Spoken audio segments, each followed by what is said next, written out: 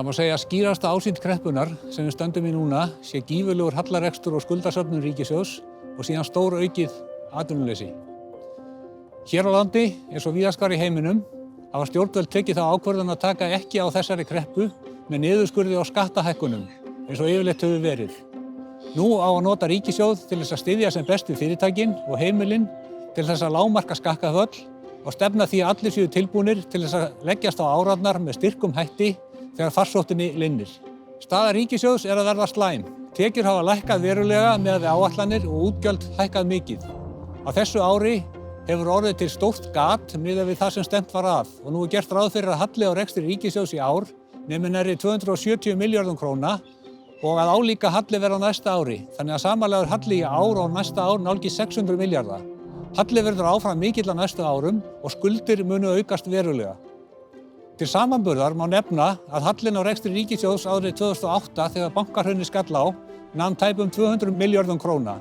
Þá tók ríkissjóður á sig mikla skuldir til að endurreisa bankana og fékk öll fjárútlát tilbaka nokkrum árum síðar.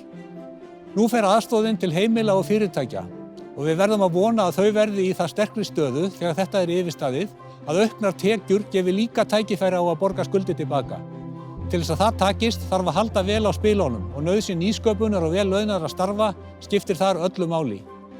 Spurningin framleiðniaukningu og vel launuð störf hefur raunar aldrei verið mikilvægari en einmitt núna. Áhrif faraldursins á vinnumarkaðinn hafi verið mikil. Atvinnuleysi hefur aukist verulega og verður viðvarandi vandamál næstu ár.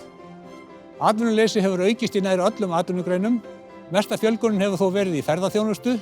Við reiknum með að venjulegt atvinnuleysi án hlutabóta verði í kringum 8% í ár og á næsta ári, sem er álíka mikið og var á árunum 2009 til 2010. Þrátt fyrir mikinn samdrátt í hagkerfinu og þungan vinnumarkað halda launahækkanir áfram í samræmi við kjarasamninga og staða kaupmáttar á mælikvarða launavísitölu er ágæt. Kaupmáttur launa hefur til dæmis aldrei mælst hærri en síðastliðið vor. Það er þá ljóst að töluverður hluti launafólks hefur orðið fyrir verulegri tekjuskerðingu á árinu og að ráðstöfunartekjur heimilanna munu ekki hækka jafn mikið á launavísitalan á næstu misserum.